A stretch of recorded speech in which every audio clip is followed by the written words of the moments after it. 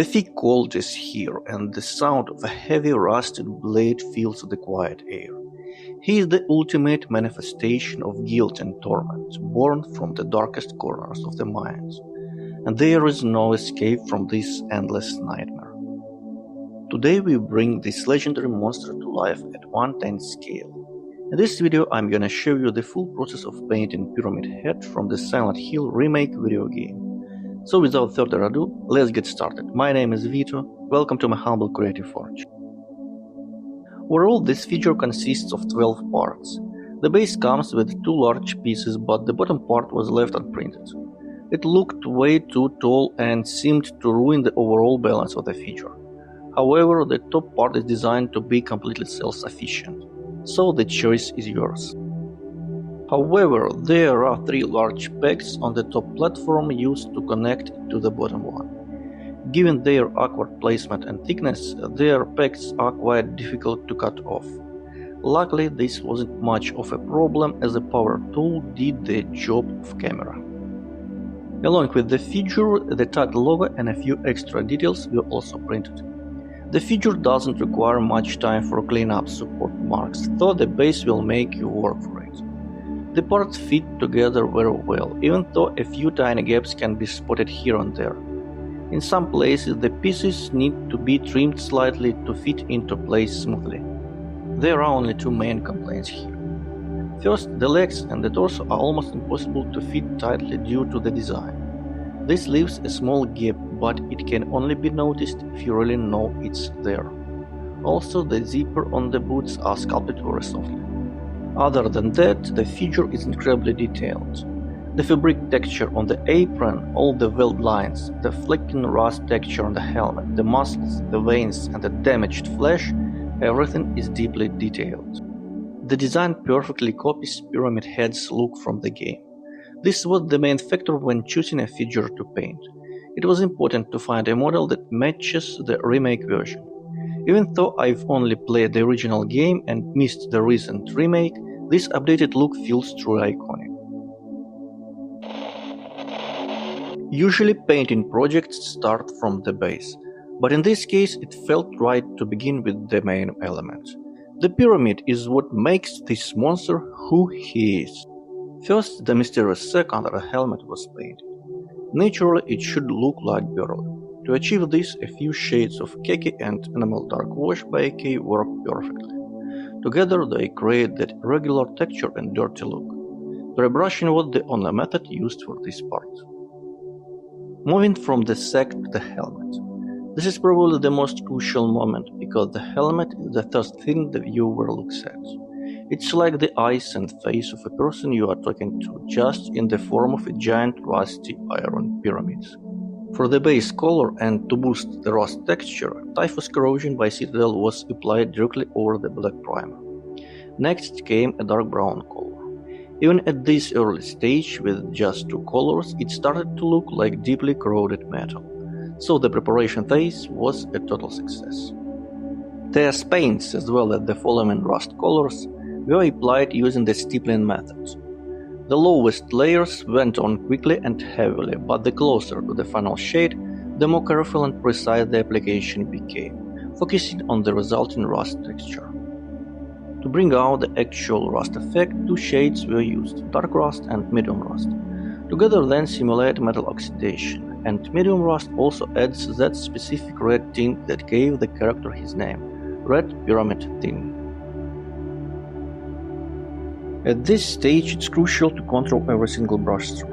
It's important not to overdo it or cover the lower layers, but still build the right feel.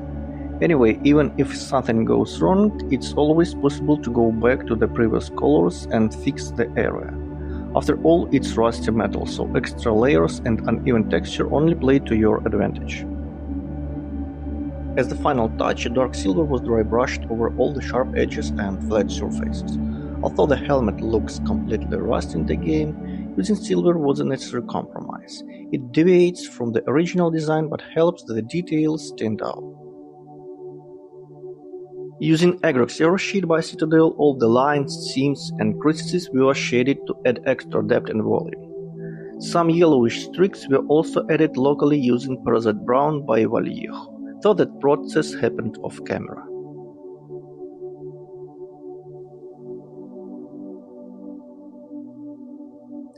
Deciding not to glue the head and installing a magnet instead wasn't the best time idea. This was done after the head painting was completely finished, so it was inconvenient, to say the least. However, the process itself was simple. Drill holes in the head and torso joints and glue the magnets in with superglue. Since the figure itself won't be glued to the base, it remains partially modular, splitting into 3 pieces. Painting the helmet is definitely the most critical part of the process, and there is no room for half measures. It's interesting to compare the result to a real piece of metal. They look almost identical. Actually, this version looks even more realistic than reality itself, and keep in mind, the real piece of metal is full scale while the painted helmet is 10 times smaller.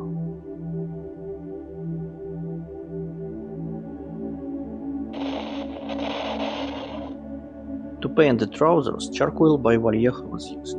It's dark grey with a very subtle purple tone. It's the perfect color when you need to make something black but not actually black. Looking at the game and concept art, it's hard to tell what color his paints are, so this paint is the ideal solution.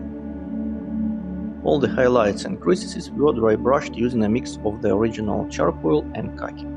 The most prominent parts were highlighted with the pure khaki.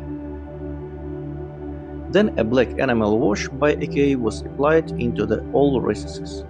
This way, from matte black to khaki, the dark fabric received maximum contrast.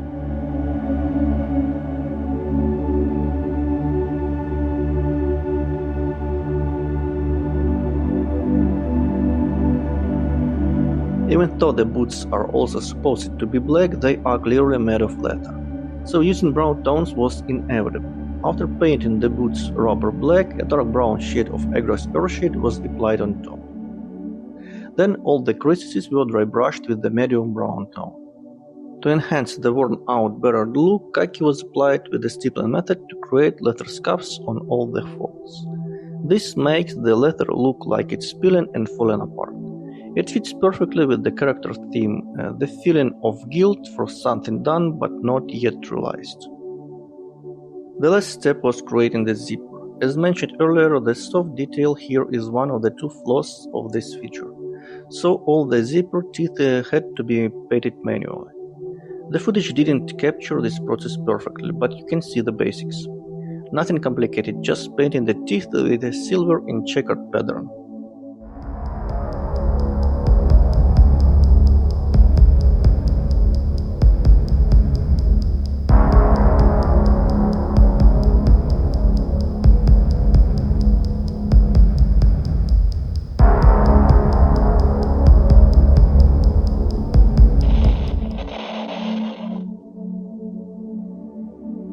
Next up is the base. Obviously it needs to look old and rusty, so the base color is dark brown. To enhance the rust effect, texture matte paste was applied to the sides to create an extreme level of corrosion and oxidation buildup. The next step was stippling dark rust and pressite brown. No need to try too hard here, but it shouldn't look messy either. After that, a light dry brush was done with Iron Warrior's paint.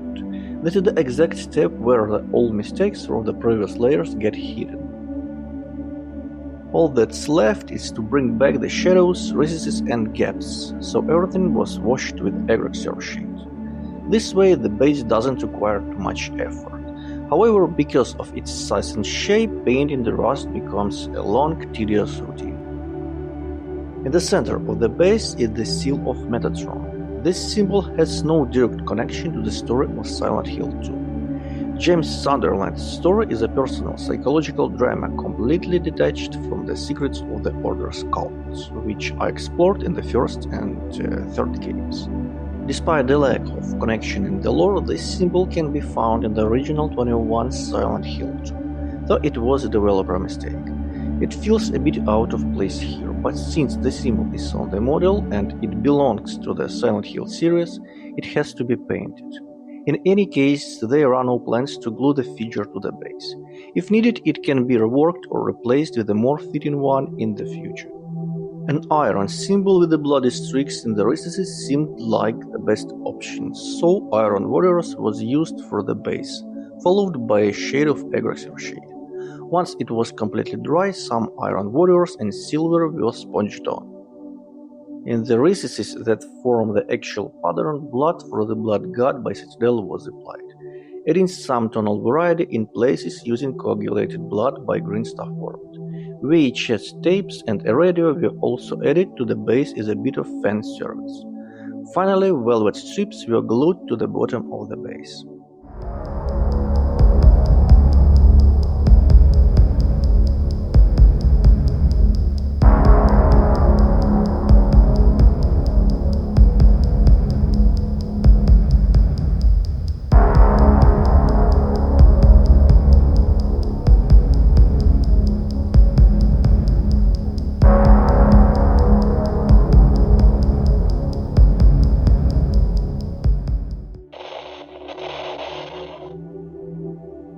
Pyramid Head's skin is very pale, almost white, so sky gray acted as the base color. To make the muscle definition pop, the arms and back were heavily washed with acrylic dark gray wash by AK, and then the base color was brought back using various dry brushing techniques.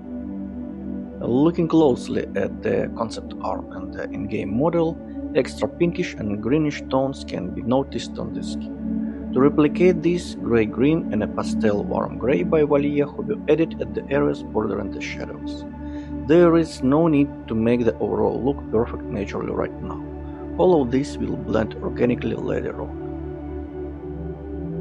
With that, the preparation phase is done, and it's time for toning and grime. For toning, several products were used: enamel black wash, dark wash, and rust streaks, all by AK. Dirty stains were randomly applied using black paint and a piece of sponge. There isn't much to explain here, it's all done by feel. To make the smudges blend more naturally into the overall look, at the very end of working on the skin, I lightly toned them using dry brushing and the base sky gray. In the same way, I highlighted certain muscle areas and muscle groups. Since the colors are layered on top of each other, it takes a lot of care not to overdo it. Going back a step and fixing it would be extremely difficult, if not impossible. Whether it's overdone or not is for you to decide. Personally, the result isn't completely satisfying.